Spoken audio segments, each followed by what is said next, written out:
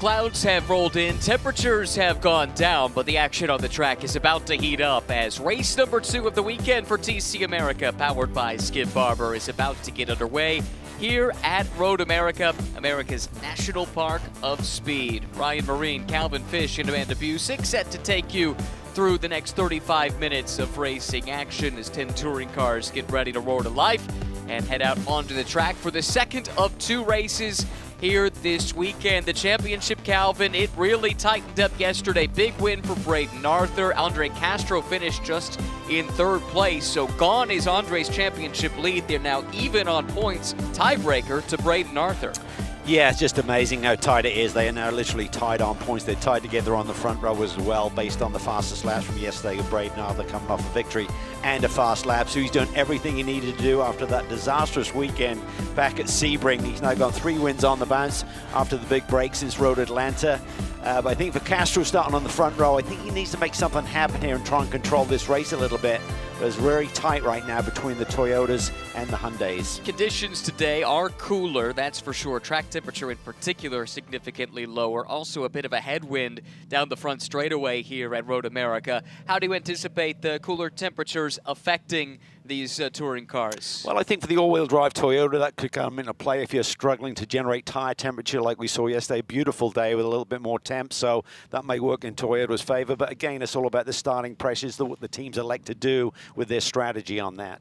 We'll see how that plays out when things get started here in just a few moments.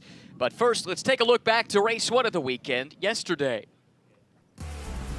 Sunny skies overhead as the weekend got underway for TC America. It was an all-Toyota front row lockout led by Braden Arthur. Mackay Stevens making his series debut. Made an aggressive move around the outside in turn 1. Behind him, though, Shelby Mills collected his teammate Eric Coons. That car dropped debris, and that would ultimately bring out a full course yellow. Some mechanical issues. This was newcomer Ricardo Cordero Munoz, who was forced to the pit lane. One of several cars hit with some gremlins, including Logan Anderson, whose car ground to a halt with a transmission issue late in the going. That brought out a yellow flag. Consequently, the race ended behind the safety car with positions locked in. Braden Arthur at the front of the field. He led every lap, tied the championship by taking his 6th win of the season. Andre Castro, the championship leader coming in, had to settle for 3rd. That's the way it played out yesterday. For stories, though, down on the grid, let's head down and check in with a 3rd member of the broadcast team. That, of course, is Amanda Busick, who is standing on the grid of 10 TC cars. Hey guys, it's a beautiful day down here for race number 2 in TC America. I was just talking to Joey, my camera guys. If we can hold off the rain while we wait for this race to get going, we shall see, but should start some environment and excitement down here as well. Want to go back over the race yesterday. I know we just looked at highlights, but with our guy right here, Andre Castro, his work yesterday puts him on his front row to battle with the guy that he's currently tied with in points and Braden Arthur. But you like all the help that is around you today, Andre. Yeah, we've got a few Hyundais behind me, and we're all gonna do the best we can, and we wanted the best result possible for Ricardo Sport and for Hyundai, and yeah, just really excited to see what we can do this race. What were your thoughts after leaving yesterday? Yeah, I think it's a closer battle than it has been in the past couple of races, and I think we've got a shot today. So just gonna give it all she has and see how it goes. Gotta love the mentality of Andre Castro. I know we told the story yesterday of all the work he's done over the summer to make sure to keep his effort out here. We know he's just a little short of Indianapolis, but he told me that promised that he would have it done and we would see him racing in that race as well as we work back down the grid. Eric said cars all ready. We got the bumper back on this one for a full race today, but getting back to Mackay Stevens, if I can find him back here. Talked to him this morning. You know Mackay always has good philosophy ahead of races, but he said that what he learned yesterday is that there's still humility at this stage of his career, but said when it comes to comparing the GT3 machine to this ride right here, he said that mistakes are amplified in this vehicle and you really got to maximize the effort out of the platform that you're getting. That's what I'm covering down here, guys. Let's get set for race number 2. Thanks, Amanda. Really interesting comment there from Mackay. Coming out of the higher horsepower cars, several years in GT4, the last couple in GT3. Now you drop down to a low horsepower touring car, and mistakes do get amplified. You don't have the power to overcome a mistake. You don't. If you don't get on the gas pedal or you don't just roll speed through the corners, it's hard to get the power and the recovery that you need there to get back in the battle. I think that's what happened down in turn 1 yesterday. He tried to be circumspect, not get involved with the championship lead, and suddenly found himself mid-pack in a hurry.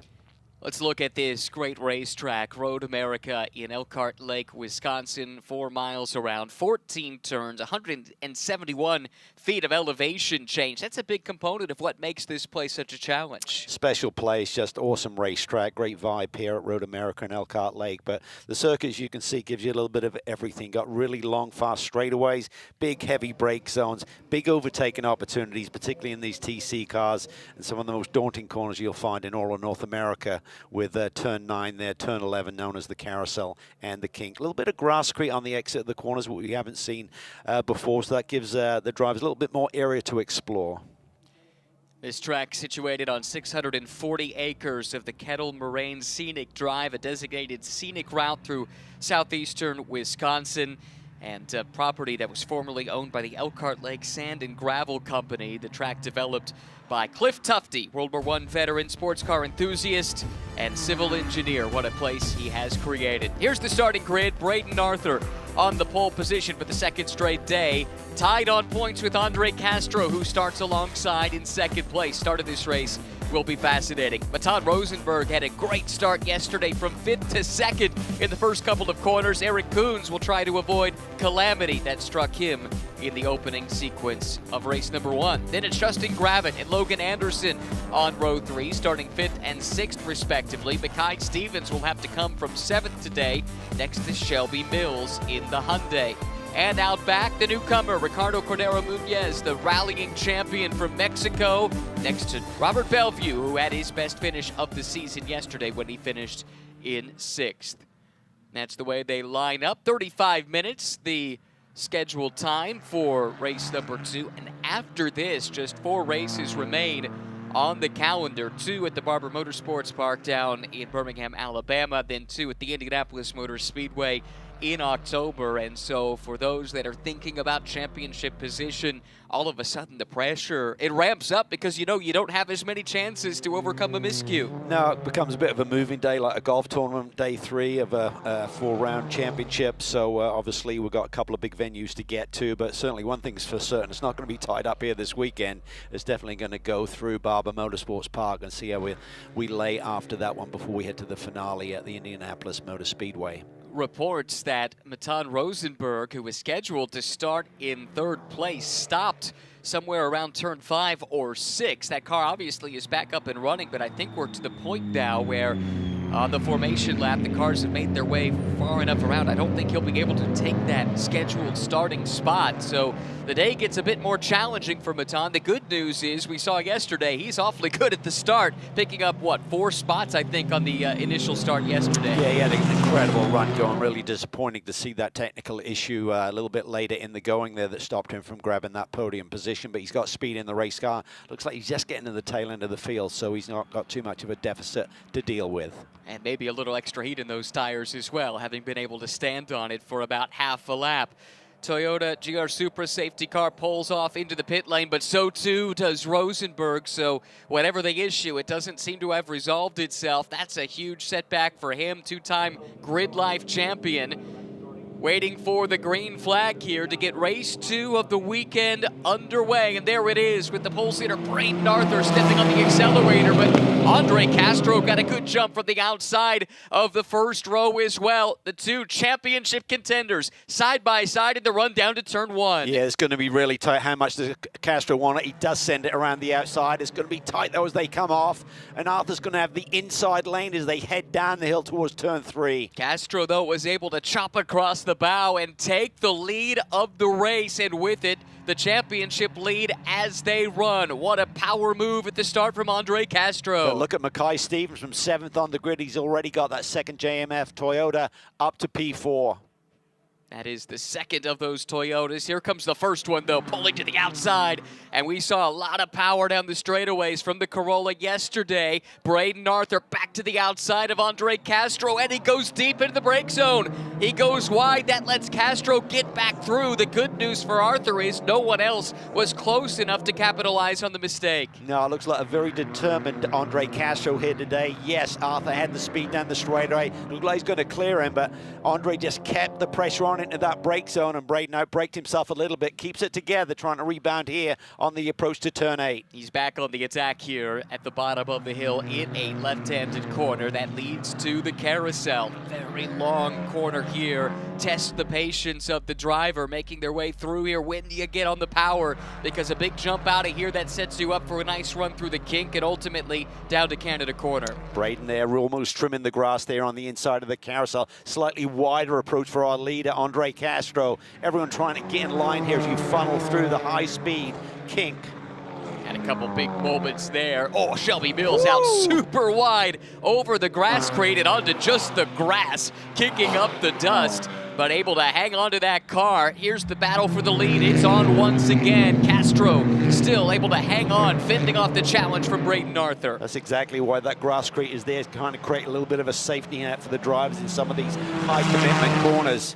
Castro hanging on. We're going to get to that front straightaway again. Seems like mid part of the straightaways, the Toyota's starting to have a little bit more strength. Let's see what happens this time. What kind of jump can Arthur get out of turn 14 down this massive front straightaway? Big climb up the hill. That shot actually does a pretty good job of illustrating the elevation change. Look at the power of the Corolla zipping around the outside, completing the pass well before the braking zone, and it is Braden Arthur back to the point. Yeah, and almost a cut and paste behind, but no, Gravett hangs on there, tries to get back down the inside of Mackay Stevens. That was really close to a touch there between the two cars. Nip and tuck between JMF Toyota Corollas and Rika Autosport Hyundai Elantras. These have been the front-running teams in the championship, and manufacturers for that matter, all season long. Castro with a decent run out of 3. He's in the slipstream of Arthur, but this is where it seems like the legs of that Corolla start to pull away. It does, admittedly. Andre's got a little bit of a draft effect from the Toyota in front, but Mackay Stevens is getting closer. And for JMF, you know they would love to get Mackay Stevens around Andre Castro and pad that point spread a little bit further. Exactly. That's part of the reason Mackay was drafted into this car, filling in for Jesse Dorkin here this weekend. If they could get another front-running car, that only helps Braden Arthur's hopes in the championship. There is Jeff Ricca watching on. Let's get an update from Amanda in the pits. We've had some drama at the start with Baton Rosenberg, and perhaps we can hear some more about the whole Ricca Autosport camp. Yeah, I think that's the leading story on Jeff Ricca's mind right now is what's going on with the 78. I did hear that it's going to head back down here to pit lane to assess issues. What I was told prior to getting Baton back on the track, it was a wiring issue. Jeff Ricca did ask the team, does he have boost? They said yes, but clearly still having issues. Jeff looks off the box, ready to go over the wall if he needs to help this team. And you know he will, super hands-on. He and his team, they are the North American distributors for this TC spec Hyundai race car. And they're in the midst of a championship fight. That said, he's going to take a close look at one of his other customers. Rosenberg is back in the pit lane, having gotten on track at least momentarily. Fight for the lead is a good one. Here comes Rosenberg, by the way, making that trundle down the pit lane. But Castro and Arthur swapping quick sector times. Stevens, though, just did the best opening sector of anybody, and Gravett just did the middle sector running in 4th, so plenty of speed around the top 4. There is Jeff Ricca looking under the hood. Team owner, but also hands-on mechanic. He's definitely all in on this as Mackay Stevens now trying to make a move around the outside of Andre Castro. It's going to be tight. Do they touch? Almost argy-bargy there on the high-speed approach to turn 1.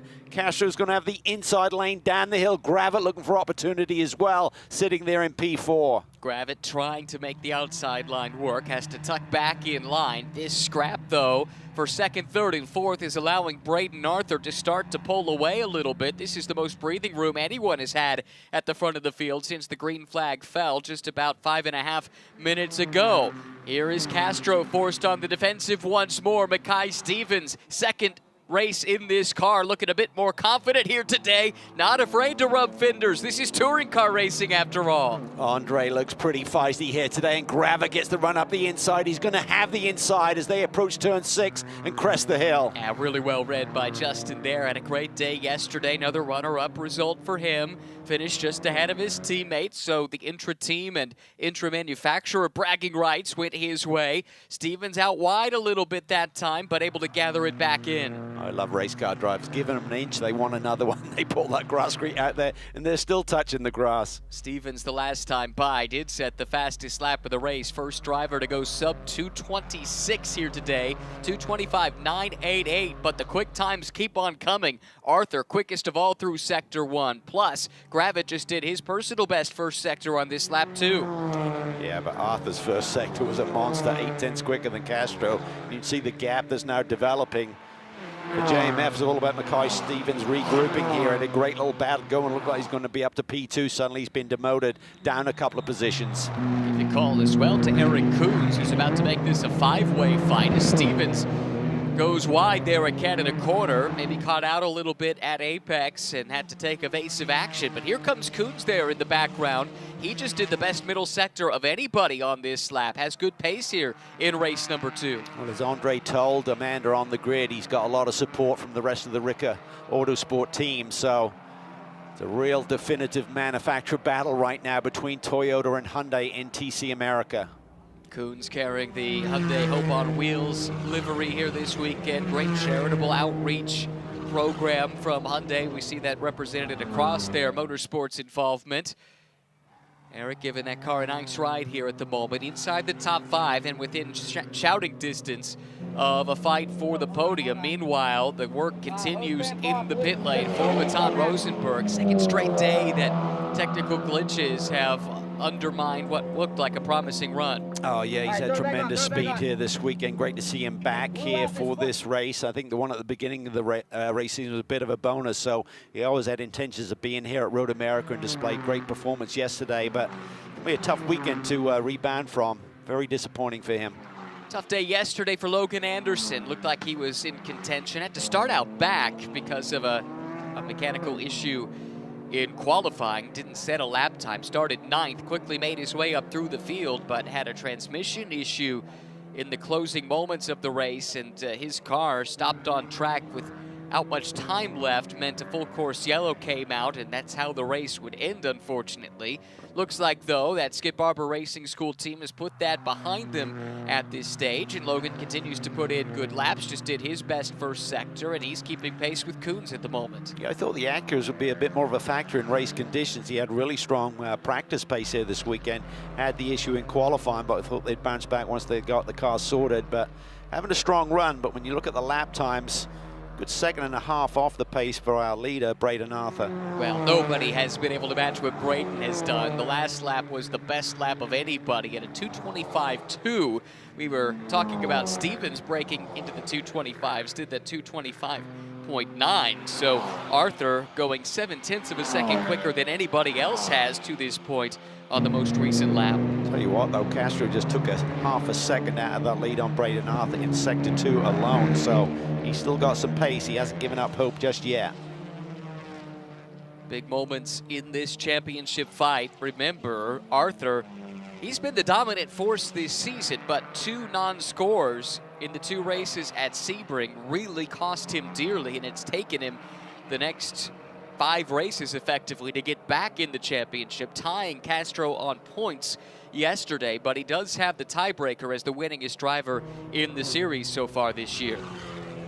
Shelby Mills, he's had some excitement already this weekend. One was on the approach at this part of the racetrack at the start of the race yesterday. I'm not sure if he just rushed up on the pack and took evasive action over into the grass and eventually got into Coons. Got a drive-through penalty for that at that moment, exiting the kink on the opening lap here today as well. So He's all in.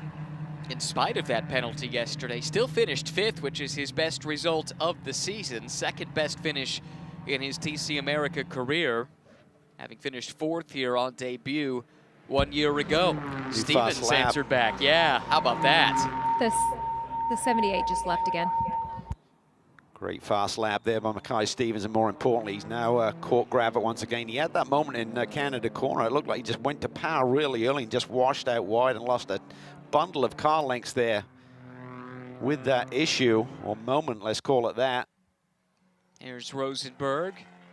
After getting repairs in the pit lane, he's dropped 4 laps, effectively 3.5 really, to the race leader, and that takes away any chance of a good result, which is a real shame because, again, at good pace and impressive racecraft here this weekend. Comes out of Grid Life Racing, where he's going for 3 straight championships and is about halfway there here this season, having won the last 2 titles in GLTC.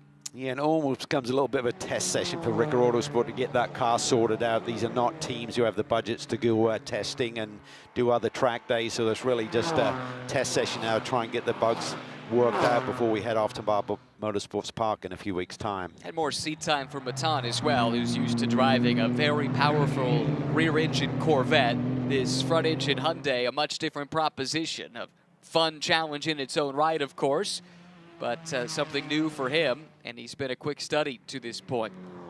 Here's Robert Bellevue in the DRS entered BMW. Had a season best finish yesterday, Amanda. What has the team been saying about the weekend that Robert's had so far? Yeah, he was all smiles yesterday over by the podium, and I talked to him prior to the race and just asked Robert what he was up to for the summer. He said, please call me Rob. So in talking with Rob prior to the race yesterday, he said that he went over to Australia and got to meet his 4th grandchild, so had some fun down under, but was talking about his first trip here to Road America. Loves the track, finds it's very fun. It's a driver's track, but said his best part of the weekend so far was driving his BMW downtown Elkhart Lake. Said that he drove it down, had a Diet Pepsi, and drove it back. So just having a good time behind the wheel of that BMW. Also talked about now having that spoiler on the back of the BMW. Said that he hasn't noticed much difference, that it's driving the same, but loves being here at Road America. Side-by-side battle here. This is a big one. Gravett and Stevens fighting for position down in turn 5. Stevens tried to chop across the nose of the Hyundai, couldn't quite keep it tucked inside, and that opens the door back up the hill to 6. Yeah, Stevens being super respectful there, just trying to carve the corner to just try and get that edge before they launch up the hill again, but Gravett's on top of it, having an excellent run, coming off, a P2 finish here yesterday. Ebb and flow of this has been fascinating. At times, the Toyotas have looked like they've got pace in hand, build a bit of a gap, and then next thing you know, the Hyundais have fought back. Castro, as you can see, has effectively caught Braden Arthur, less than a second behind now, and this battle between Stevens and Gravett, it's a good one too. Yeah, Stevens has just got to kind of figure out a solution to this puzzle, but meanwhile, Castro has carved into that lead on Braden Arthur, putting the pressure on. It's down to just a couple of car lengths now as we head down towards Canada corner. Here's the championship as we run. 25 points for a win, 18 for second. So coming into this weekend tied, Arthur and Castro, not the weekend, sorry, coming into the race tied. Arthur and Castro now separated by those 7 points.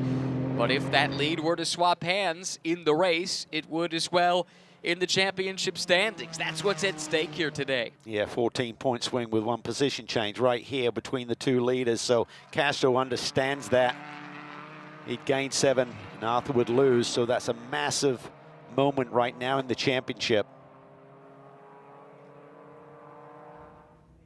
I've had a chance to watch these Corollas and Hyundais racing one another for a race and a half now. Do you have a sense for the relative strengths and weaknesses of the 2 platforms?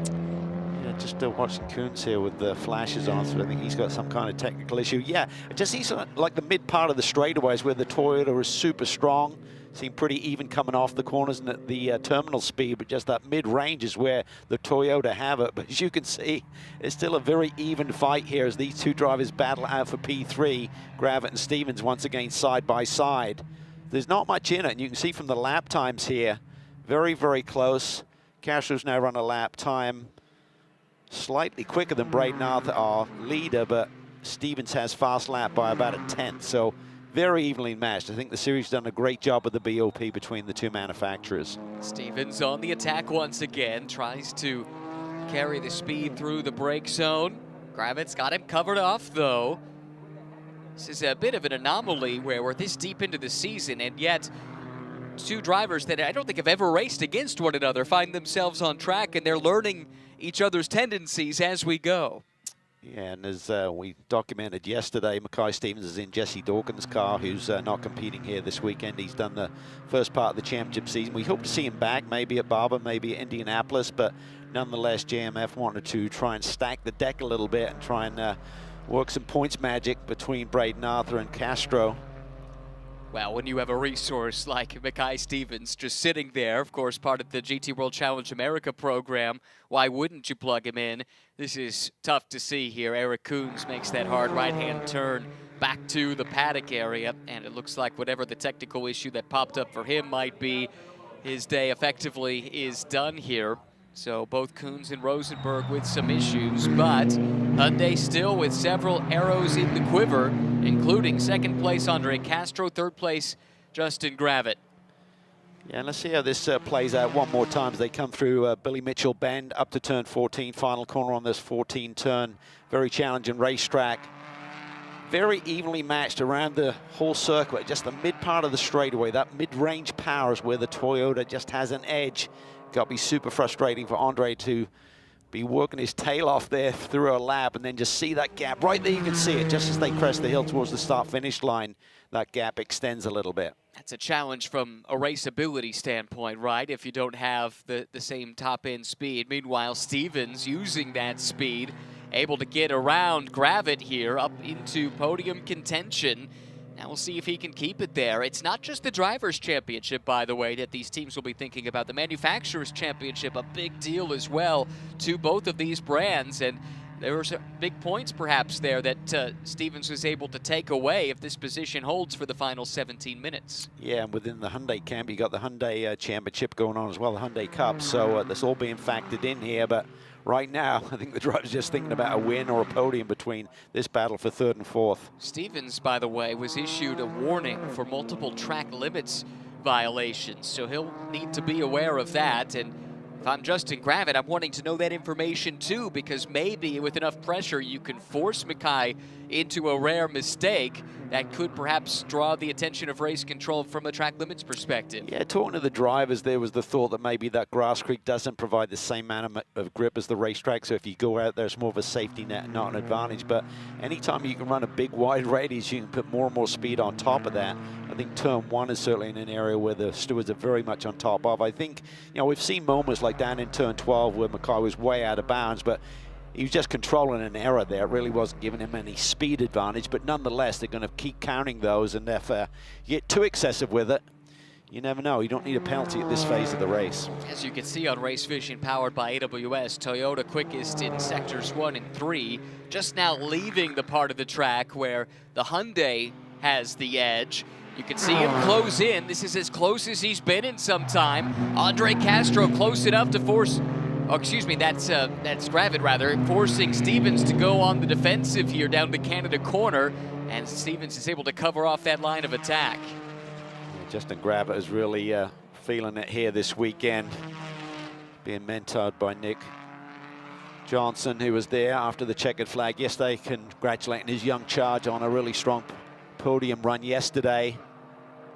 Gonna have to fight hard to get it there again today, because Mackay Stevens has got a ton of experience, but he's still learning the ropes in one of these TC machines. You can see the charge that Mackay has been on. Started in 7th, had that great opening lap to get him well inside the top 5, and then has been dicing with Justin Gravett ever since. Right now, he has the edge in that fight. This would put 2 JMF Motorsports Toyota drivers on the podium as they run, but still 15 minutes to go, and it's clearly not done because Gravett has a nice run around the outside. Yeah, it really seems like he's quick through turn 1. I think the Hyundai's in the sweet spot with the gear ratios, accelerating off that corner to the Toyota, but then this is where he can Gravett kind of closed the door. He's trying to squeeze back over to that little kink there, but that's going to allow Stevens to use that mid-range power once again to clear him. Then he's going to get proactive in terms of taking that left-hand lane, but got to be careful here because that Gravett's really had a good run climbing the hill up into turn 6. Can he time it one more time? Stevens feeling that move coming, covers it off proactively, now fades back out onto something closer to the traditional entry point to turn 6. Able to hang on to that spot. Great racecraft from the veteran Mackay Stevens, and this is where a young driver like Justin Gravett can really go to school, learn his trade from one of the top drivers in this paddock. Yeah, and he's been a great teammate and wingman for Andre Castro. Didn't give him any points yesterday, but today by fighting here on Mackay Stevens, 14 minutes left in this race, Mackay's got to clear him and then just try and gallop off and catch Castro. Otherwise, JMF's strategy of trying to have 2 cars in front of Castro is not going to work out. That's a great point. If Gravett can keep Stevens occupied here, that lets Castro fully focus on his attack on Arthur and not have to play any defense. And look at the gap the top 2 have built over 3rd and 4th as they've squabbled amongst themselves for position. Gravett, big run once again. Kai had maybe a half a car length buffer compared to the previous lap when he was all over him in that brake zone at Canada corner, climbing the hill, the elevation change, pulling out of that kind of bunker hole there down in Canada corner, up the hill through Billy Mitchell Bend, continues to climb, then it kind of plateaus here right as you're turning in, car's on its tippy toes here through 14. Trying to get a good clean exit. A little bit of understeer there for Mackay Stevens. He loses momentum big time. He might have lost more than that. There's a problem for Mackay Stevens, who made a sudden dive to the right into the pit lane. This is from 3rd place. That is a huge development. It's allowed Gravett back through, up into the podium. Almost like he had no drive there coming through that final corner. The front end was just washing out on him as he's trying to figure out what was going on. These Toyotas have been pretty reliable all year. Really fell into their sweet spot around this time last season and have stayed there ever since. But Stevens forced to the pit lane and presumably to the attention of the JMF crew. Yeah, it's a shame. Doesn't affect things too much in terms of the championship picture. Obviously, Mackay Stevens just here, we believe, for a one-off weekend. We'll see if Jesse Dorgan will return here at the following rounds, but the team's going to go to work, go to the hood immediately. Now this will be a great frustration, not just to Mackay and to the team, but some of the great partners they have on board this car. Cielo Vision, who's been with them all season, Stahl Villa, German tool company, they're here supporting JMF's operations across multiple cars in multiple series this weekend. Good news is they still have the car that's leading this race, but you're right, any hopes of having that second car boost their hopes in the championship, whether that's team, manufacturer, or driver, that's gone by the wayside now. With Mackay Stevens' issues, that promotes Shelby Mills here up to a top 5 position, mimicking what he did here yesterday. So, as we said, he's had a couple of exciting moments during the course of the weekends, but has had a really solid run here. Looking at his fast lap, he's down in the 26s as well. Leaders running 25, so it's really solid performance by Shelby. Settling in nicely, nice clean run here today. Fawn Group on the side of that car, but entered in conjunction with the Rick Autosport team. Shelby with the background in production car, showroom stock style racing up in Canada, where he's from. He's from just outside of Ottawa. Previous experience driving things like a Volkswagen GLI, among other touring car style cars, but made a couple of starts here last year for Rick Autosport, finished 4th and 5th, and has been in for the full campaign this year, came into the weekend 7th in the championship. Now another newcomer, Ricardo Cordero Munoz, who didn't have much luck yesterday. Essencia.com, partner on that machine, as you could see, had some technical gremlins that cost him a chance to really experience what this is all about. In and out of the pits a couple of times in race number 1, but this is an extremely accomplished rally driver who is branching out here in the last couple of years into more traditional road course style racing. And by all accounts, he's taking a very measured approach as he learns a brand new discipline. But his many championships in rallying speak to his tremendous skill and car control. Yeah, absolutely. Great to see some new faces in our championship. He's certainly got a stellar resume behind his name. As you say, these cars are tricky. Even Mackay Stevens, who's had a ton of experience across various GT classes, he's trying to adapt here, being thrown in at the deep end. Hopefully we'll see more of Cordero Munoz in future rounds of this series. Brings a big following as well, given his success primarily in his native Mexico, but has done some rallying in the US and Canada as well. Many times over a winner of the Carrera Panamericana in Mexico, famous off-road race. And if you've ever wondered why you see the Carrera nameplate on some Porsche brands, it's because of a success they had many decades ago in that race, as a matter of fact. And they have tipped their hat to that heritage for many years since. 8 minutes, 37 seconds on the clock. A chance to head back to the pits and get up to date on some more stories with Amanda. Yeah, Mackay Stevens is back on track and talking to the team. They're really not sure what is going on. Mackay Stevens was reporting or came down after felt that the Toyota was stumbling out on track, and talking to the Toyota representatives that are down here, they said that it could be a fuel issue, and then kind of laughed and told me that the Apple CarPlay disconnected. We know that Mackay Stevens was probably listening to some sort of psychologist on his radio in there, but good to see Mackay back out. Guarantee he's got an audio book plugged in. And I will say, with the amount of problems we've had with CarPlay over the course of this season, this has been a recurring problem for the broadcast crew. Amanda can certainly relate to that. Anyway, it would be fitting if that were the trend. Anyway, we jest. You know, with the attrition that we've had, Stevens and Coons, Matan Rosenberg is back out. He might pick up a spot or two before it's all said and done. Battle up front has kind of stabilized here. Braden Arthur seems to have things under control. Love Castro's feistiness here today, though. He was determined. He wanted to get that lead at the beginning, held on to it, had a great little battle. I think he's going to be debriefing with his team, talking about that mid-range power that the Toyota seems to have the advantage on around this particular circuit. Over the lap, it's very evenly matched. Think about that, over 4 miles to see these drivers running within 100th of a second of each other in terms of fastest laps. Yeah, the top 3 fastest laps, Stevens, Arthur, and Castro, basically within 1/10 of a second of one another. And Gravit's not too far back, a couple of tenths back in terms of his best lap time of the race so far. This is the part of the track where the Hyundai seems to excel. The middle sector, sector 2, he's able to close in a little bit here, but then we get out of the kink. Another long straightaway in the run to Canada Corner. Similarly long straight out of 14 down to turn 1. And by the time we get to the next real passing opportunity, Arthur's already pulled the cab back out. So Castro there just hanging on at the tail end here a little bit later in the going. He's just trying to hang there and see if he can somehow figure out a way. He knows how huge that one position change is in the championship.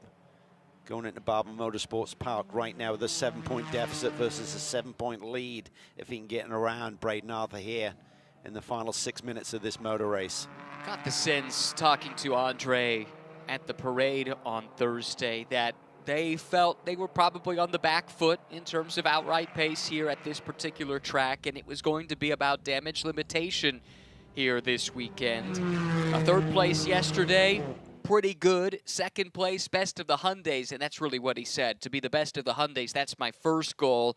Anything beyond that, that's a bonus. Well, he's in that position right here, and he's still close enough where Braden can't afford any kind of big mistake because Castro could certainly pounce. Well, our interpretation is that the series waited till after qualifying to try and make any sort of BOP adjustments, and Jeff Ricker alluded to that with the issues they had in race 1 yesterday. Those changes were made to the power stick, I believe, coming into race 1. So they've been trying to re-equalize this field, and every circuit is very, very different. You've got these massively long straightaways here for these TC machines here at Road America, and I think they've certainly evened the playing field nicely. There's not much to choose between them. Just in that kind of raceability, that mid-range power is hard to resist and thwart, even if you got the track position. Castro knows what a big moment this could be in his career, this season, this opportunity here in TC America. He's a guy that's bounced around. He's come up the single-seater ladder, won the Skip Barber Karts to Cars scholarship all the way back in 2015. So in some ways, it's a full circle moment to get to race in a series sponsored by the Skip Barber Racing School. From that went F2000 racing, then had to take a complete career sidetrack, went and raced the NASCAR Whelen Euro Series for a couple of seasons. Scored some podiums there in 2019, did a partial schedule as well in 2020, that of course affected by COVID, then came back stateside and did some more single-seater racing, got a chance to go as the Team USA scholarship winner to race in the Formula Ford Festival. Finished on the podium there, which is a really remarkable achievement and speaks to Andre's talent. And since then, just has been looking for the right opportunity to showcase his skill set. Seasons in F4 US and US F2000. Made a handful of NASCAR Xfinity, now O'Reilly Auto Parts Series starts, including on the street course in Chicago, but has turned his focus here to touring cars after making 2 starts last year and is going for that championship. Sees a path toward a career as a professional racing driver that could be jump-started here in large part thanks to Hyundai's commitment to this style of racing. Well, he understands the business of racing, and he works hard off the racetrack just as hard as he's driving right now on it to make it all happen. Been super consistent. Has only finished off the podium once. That was in race 2 at Road Atlanta, so we had to reflect on that, but still had the championship lead with the big 11-week break that we had following Road Atlanta coming into this weekend's event. But, you know, he knows this championship is nip and tuck right now. It's going to go right down to the wire. This point in the race, Braden Arthur has stretched that gap back up to almost 1.5 seconds again. So he seems to have things under control with, I believe they'll see the white flag next time by. So just a lap and a half to go in this race.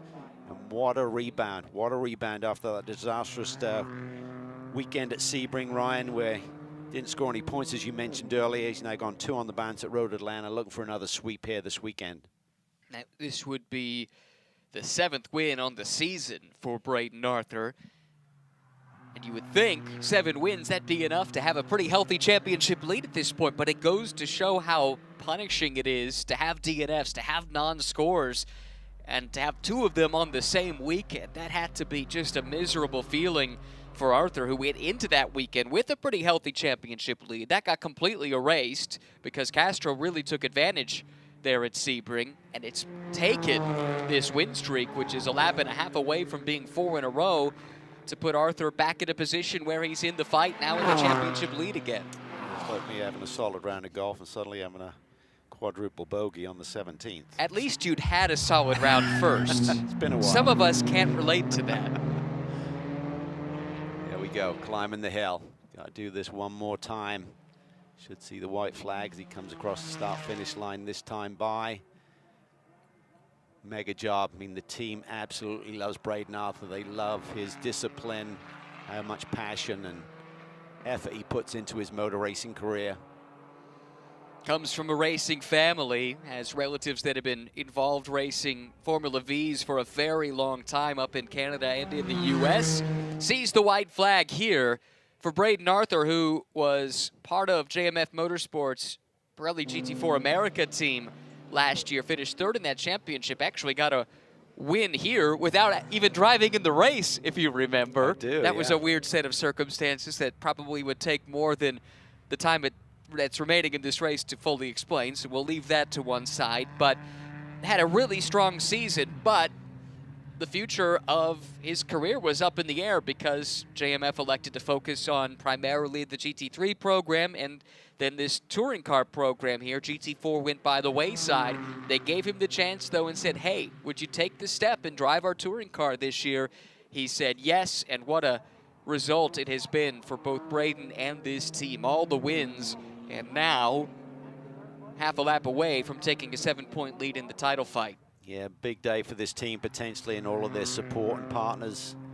Stallvilla management are here this weekend trying to see if they can sweep the weekend, so that'd be massive for that team to celebrate with them here in Victory Lane.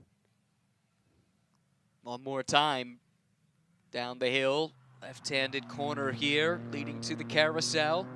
Using some of that curbing, but pretty conservative line, it would appear, at this stage, with a healthy 2.3-second lead for Braden Arthur. Talked to some GT4 teams that have said the abrupt, rough nature of some of the curbs, it's enough to break suspension components in a GT4 car. These very much street car-derived touring cars, you've got to be really conscious and cognizant of that, not to put too much stress on the components. Yeah, you'd have to wonder, we talked about Mackay Stevens getting a warning for track limits, maybe he rattled something loose, do you know what I mean, by bouncing over the Grass Creek exits around some of these corners. But you know, for JMF, when that one car came up pit lane, they got to be thinking, uh-oh, do we have something systemic here with our cars and going to affect our championship leader right now? Well, for Braden Arthur, he had to fight for it. Castro briefly took the lead from him, but he came right back, was able to fend off a few fierce counterattacks from Castro, and has since pulled away. Braden Arthur bouncing back from disappointment at Sebring to win 4 in a row in TC America, powered by Skip Barber. He takes the championship lead into the final 4 races of the season. Andre Castro, 2 podiums here this weekend. 7 points now adrift in the championship, and Justin Gravitt back on the podium once again. A second and now a third here this weekend at Road America. Logan Anderson, a bounce-back performance today from the disappointment yesterday. He drives his Acura for Skip Barber Racing up to the 4th position, and Shelby Mills matches his result from yesterday. He comes home in 5th place. Top 5 have all seen the checkered flag. Now waiting on the remaining cars, including Ricardo Cordero Muñez, looking to notch a 6th place result.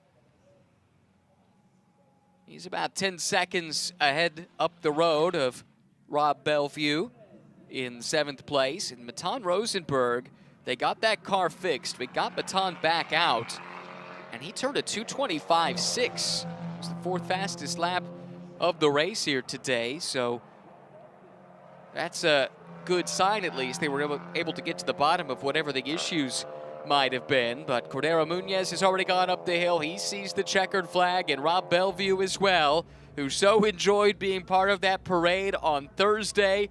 A 6th yesterday, 7th today for the DRS BMW driver.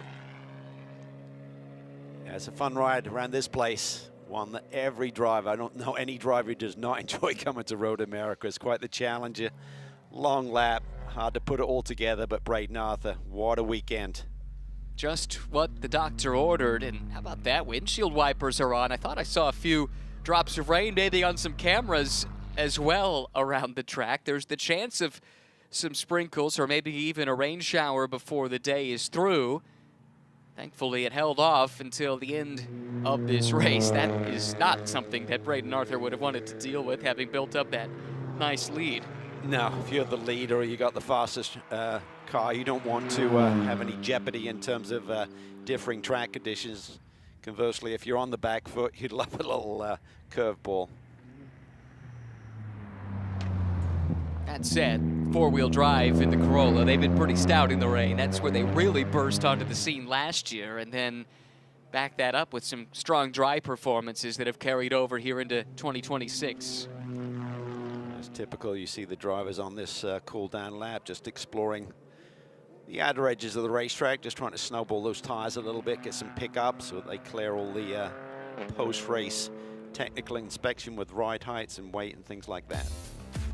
Here's a look at the race results here for race 2 of the weekend. Braden Arthur, winner of 4 in a row now, and 7 on the season, takes the championship lead into the final 2 rounds. Barber and IMS, 4 races still to go.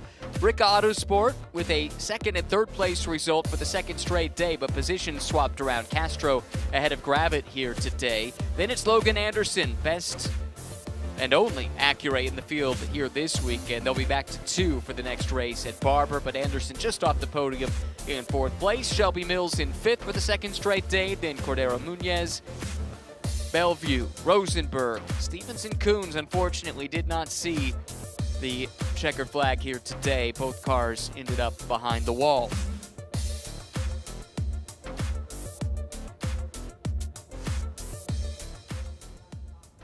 Well, that's the way that this one wraps up, and there's the celebration for Braden Arthur out of the car. Danny Koch, team manager, there to greet him with a big hug, and Arthur will celebrate for the 2nd straight day here at Road America. Special place to come and race, even more special to come here and win when you think about the great drivers that have raced and won here over the years since the track opened in 1955. He's got to get that hat on to celebrate in style, and Amanda will chat with our winner. And Braden, you'll leave here from Road America headed to Barber Motorsports as now the points leader, and I'm sure that was the goal showing up. Your team always talks about how much faith they have in you. How much faith do you have in them? I mean, my job is made easy because of them. I mean, they do all the work off the track, and they really pull a ton of weight, and it's awesome. I trust them so much. I get in the car every time, and I know it's mechanically perfect, so it gives me a lot of confidence to really push and push and push. Yeah, I can't thank them enough. When you look back over the weekend in Road America, there's so many fans here taking in this moment. If you had to describe racing at Road America, what do you want them to know? It's just fun. No matter what situation you're in, like we almost got some rain, and I was honestly hoping for it. But there's always something to change here, and it's always a ton of fun. Congratulations to Braden Arthur. Sweeps the weekend here in Road America. Smiles all around and time to celebrate with the team. Job well done from JMF Motorsports, but Rick Autosports still very much in the hunt as well. This is the way the points look leaving Road America. 7-point lead for Arthur. He's turned a 10-point deficit into a 7-point lead. Not a bad weekend's work. Castro 2nd, Gravitt is 3rd, and extending his advantage for 3rd place over Dean Lambros, who was not here this weekend. Eric Coons, though, still in the 5th spot. Logan Anderson scored nice points today. That brings him ahead of Mills. And then a bunch of drivers that aren't running full seasons here in 2026. But it's Braden Arthur who's in the top spot.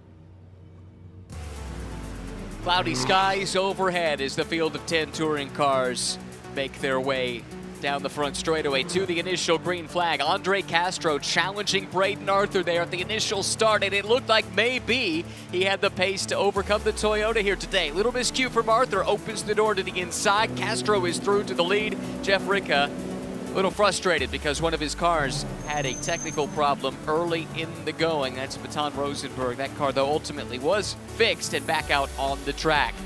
Castro led briefly, but not for long. This power move set the tone. Braden Arthur took the charge to that Hyundai at the front of the field, took the lead, and would not relinquish it. His teammate, though, with some problems, and that's Mackay Stevens, abruptly called to the pit lane with some kind of a power delivery issue.